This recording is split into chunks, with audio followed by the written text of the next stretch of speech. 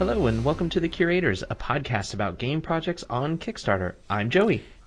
And I'm Marcelo. You can find all the games from this episode, as well as plenty of others, at our curated page at kickstarter.com/Gamerati. You can also find links to each of these projects in the show notes of this episode at thecurators.gamerati.com. If you're a backer of any of the projects, we'd love to hear from you. You can email us at thecurators@gamerati.com. Tell us why you're backing a certain project, and we may feature your email on the podcast. The reason I'm kind of breaking our rule is that I don't believe I didn't know about this project before 7 days, which is now. It's the Few and Cursed board game. It's by Mike Gnade, which is also the designer. He's a veteran of Kickstarters.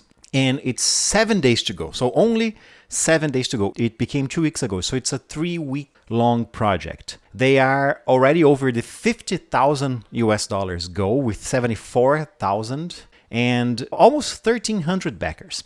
The Few and Cursed board game is a competitive action adventure game designed by Mike Gnade, where 1, 2, 3, or 5 players, they must explore the desert that used to be the Pacific Ocean and fight their way through gangs, capture bounties, defeat monsters and supernatural monsters at that, complete jobs, and discover supernatural artifacts in their path to fame or to infamy.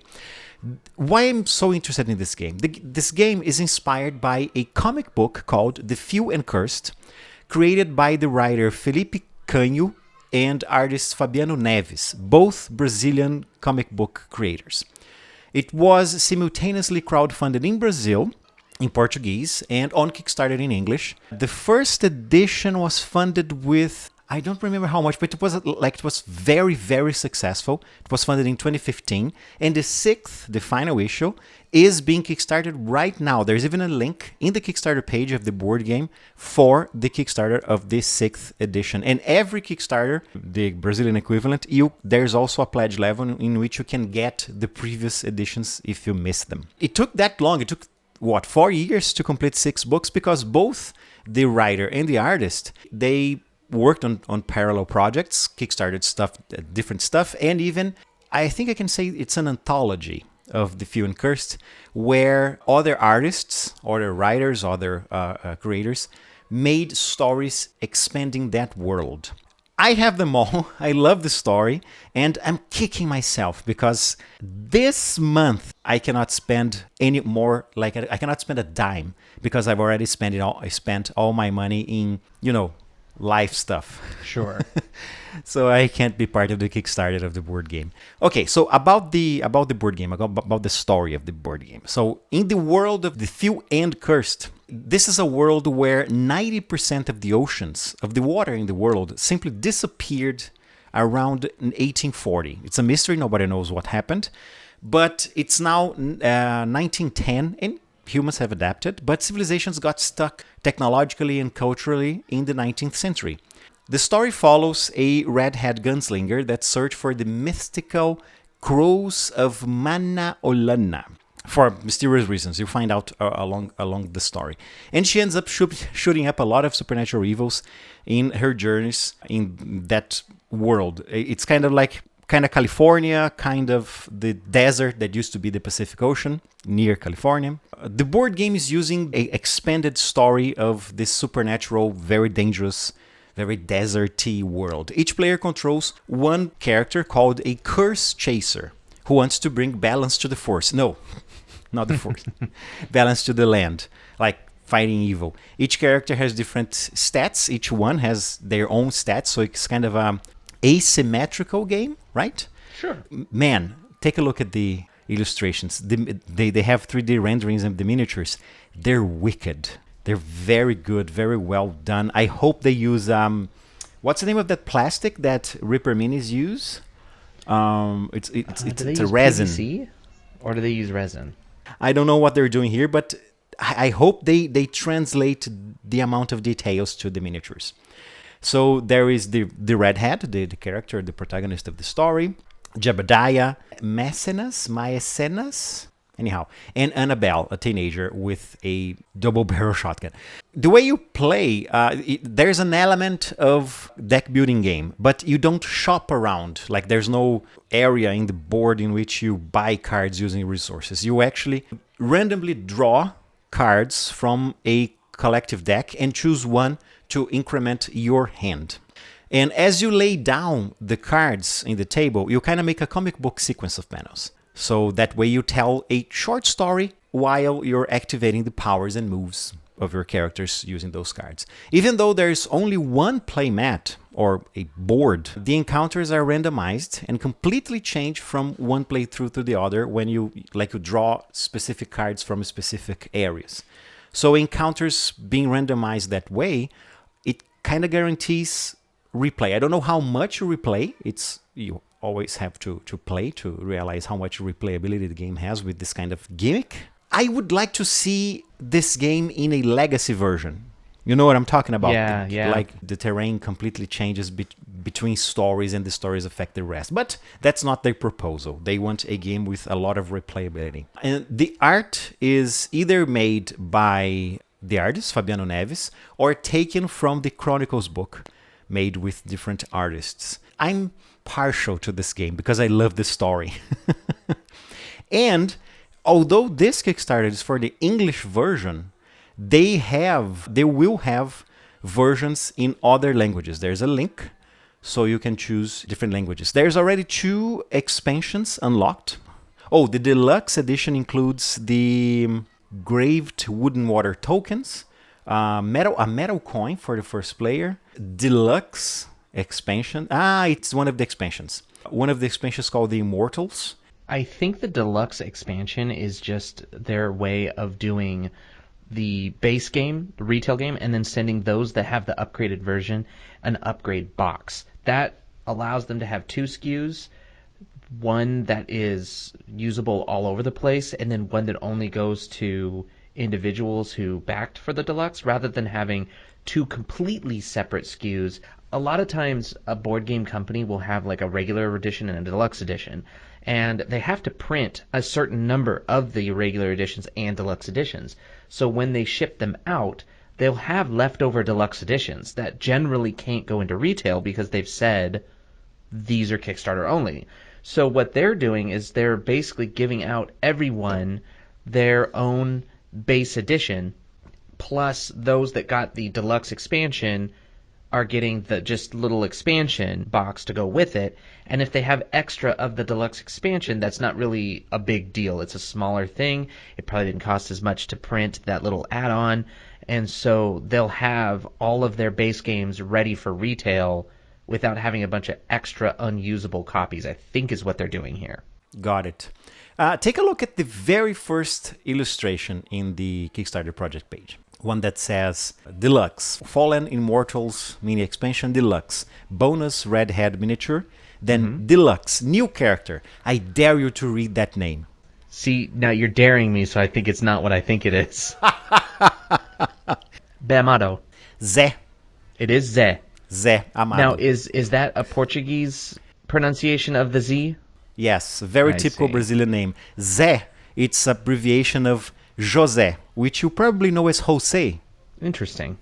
Yeah, my father was called Zé. Oh, okay. What's Amado mean? It's a last name. It's just a last name. Yeah. So he's Joe Schmo, is what you're telling me?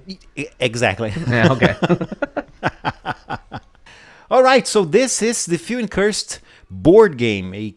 I didn't read the subtitles. The Curse Chasing Adventure, where 1 to 5 players collect powerful artifacts, complete jobs, capture bounties, and defeat monsters. Still 7 days to go as the recording of this. We're recording at the 20th. And so yeah, 7 days to go, and it's already 125%. So there you go. Wait a minute, it's me again. Yeah, I'm going to talk about another game. This game, man, it's another one that... How can I explain this? I love dinosaurs. Well, I mean, get in line. Everyone loves dinosaurs. But there's something else. I am afraid of 2 things in this world. 2 things scare me crapless. It's ETs, like aliens, and dinosaurs. Those are my most awesome and terrifying dreams I have, and I love video games with aliens and or dinosaurs. And when there was that comic book by Dark Horse, I believe, Aliens versus Dinosaurs, I was in seventh heaven. Anyhow, this is Jurassic World Miniature Game. It's by Cimmeria Projects. They're from Paris, France. So dinosaurs with French accents. It's a miniature game. You can play it as a campaign or a skirmish. It's based on, guess what? Jurassic Park, the books and the films. It's a 35 millimeter miniature skirmish or campaign game. That's the thing that caught my eye here. The base game allows you to choose amongst a group of 4 velociraptors, 1 triceraptor, the Carnotaurus, or a band of mercenaries that are armed with hypodermic rifles. And each player gets 1 deck of action cards, another deck of hero cards put on there. There's a board on the middle, and then you have your small player mat where you put your cards. And you use those cards to create chain actions. Kinda remind me of an old-ish game that wasn't very successful, but I like very much, which was called Nightfall. Have you ever heard of it? Mm-mm. It's a game where the night has fallen, like there's a permanent eclipse, so vampires, werewolves, ghouls, goblins, ghosts came out of the woodwork, and humanity is on the verge of extinction. And the way for you to attack the factions of the other players is to make chain reactions with the cards. They don't work very well by themselves, but you connect them, making a chain, and then you get to attack or defend. Kinda sounds like that, but well, just sounds like it's not like Nightfall, if you know what I mean. Anyhow, it reminded me of that game.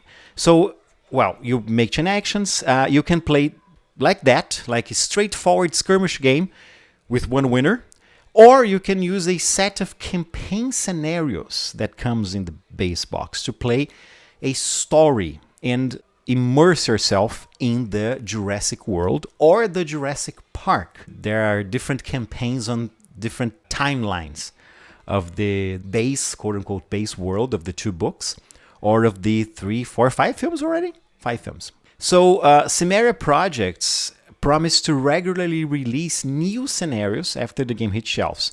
Since the game uses an official license from Universal Studios and Amblin, like the production company owned by Spielberg, they will want to keep the game in shelves to recover such a, I don't know, I presume a big investment. By the way, the 3D models used to make the dinosaur miniatures are the same used in the movies.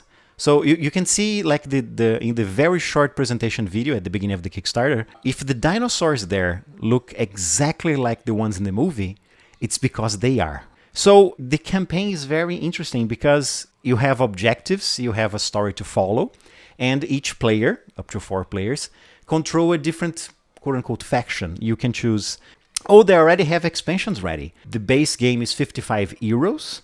It comes with all the stretch goals. And then you have a core box with the 1 expansion. You can choose either Fallen Kingdom, which is the movie, or Domination. Domination is kind of different. And then you have the 130 euros in which you get the core box, the Fallen Kingdom, and the Domination expansion, and all stretch goals that they unlock.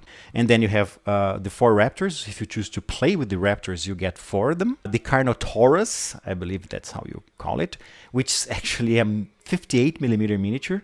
And the Triceratops, which is a 72 millimeter figure. And then on the Fallen Kingdom, you get 4 extra miniatures. A miniature for Claire, 1 for Owen, 1 for Blue, and 1 for the Indoraptor, which is 62 millimeters in height. And you play a series of adventures, either brawler, free-for-all, a miniature game, or series of campaigns. And the Domination expansion is a little different. It comes with 2-player boards, the hero cards and dinosaur cards, and it comes with a deck of AI cards. Because you are a group of mercenaries, and you have to fight, without killing, either the T-Rex or the Indomitus Rex. The T-Rex is a 104 millimeters miniature.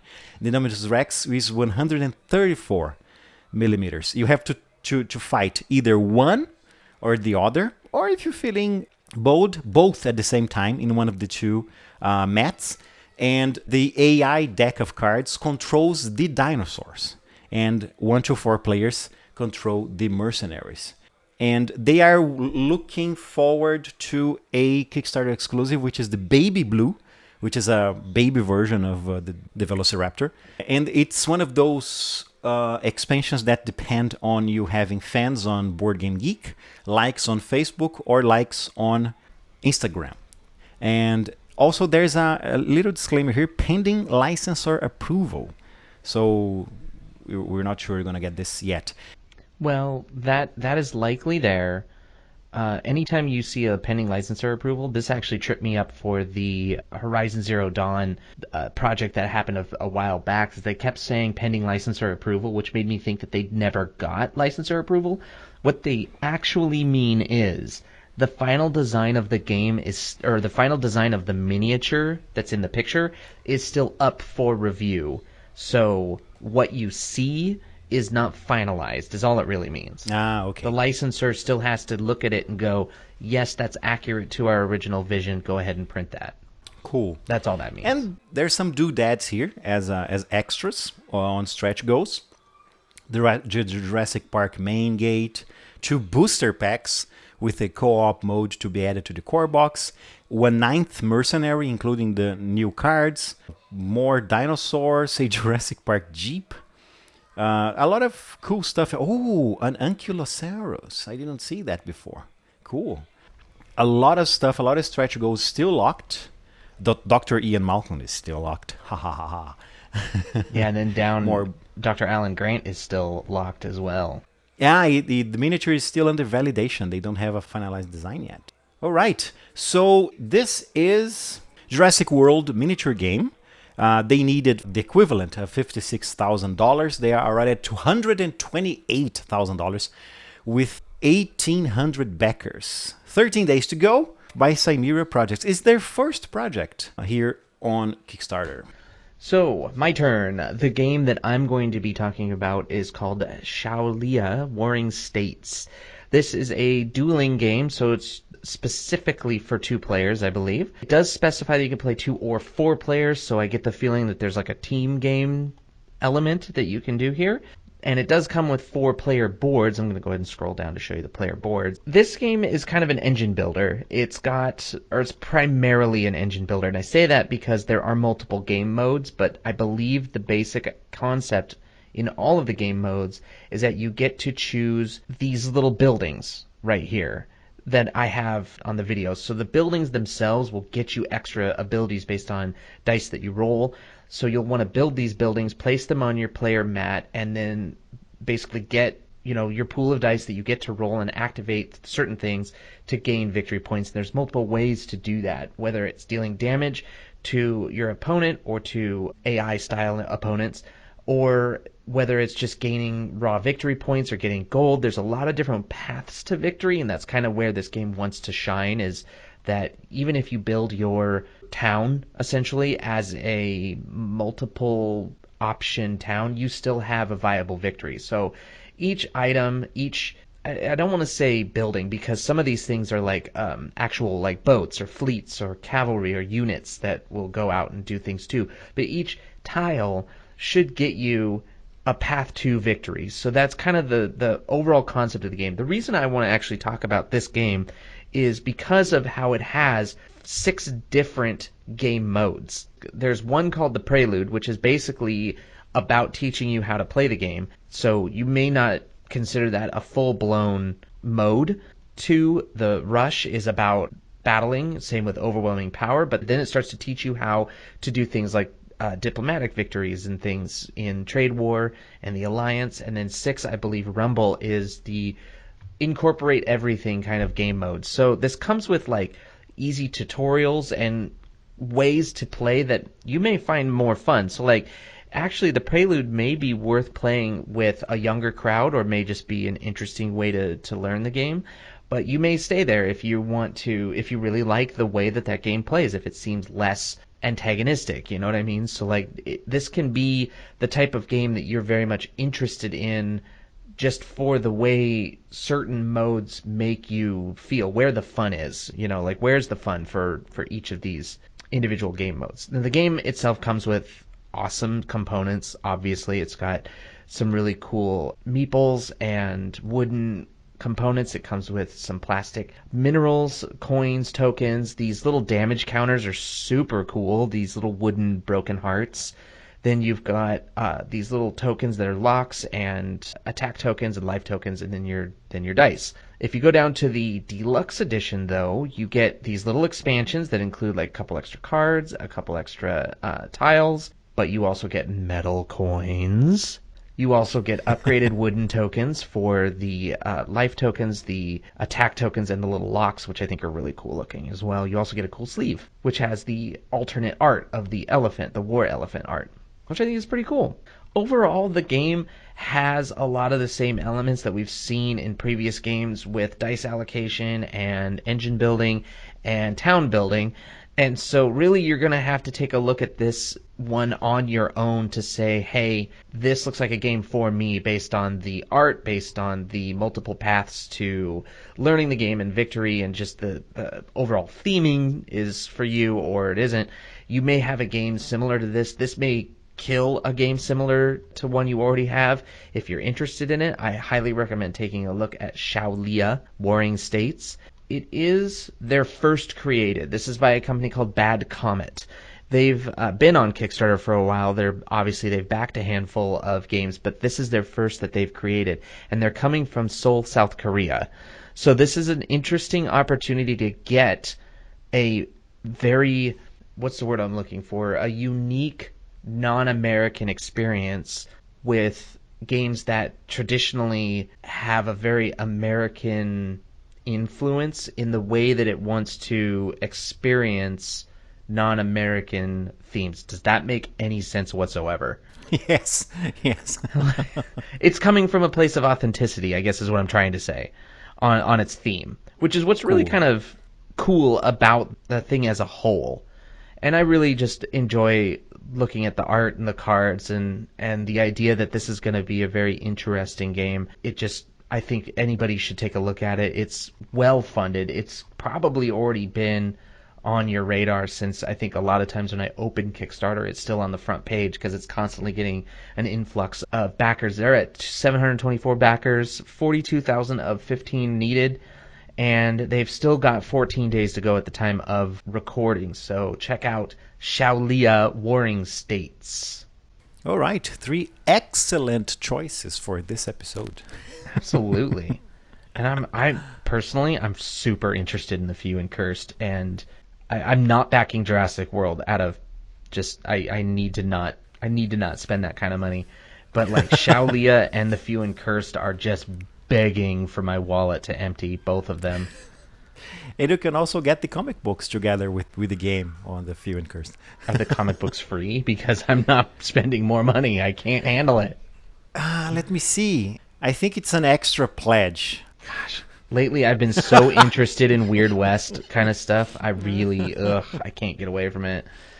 Man, all these games look so great. Anyway. All right, so let's call it. And that's it for another episode of the show. If you have any questions about the games we featured, or if you'd like us to consider a game on the podcast, feel free to email us at thecurators@gamerati.com, and we will answer you on the podcast. You can also reach Joey and myself on Twitter and Facebook at Gamerati.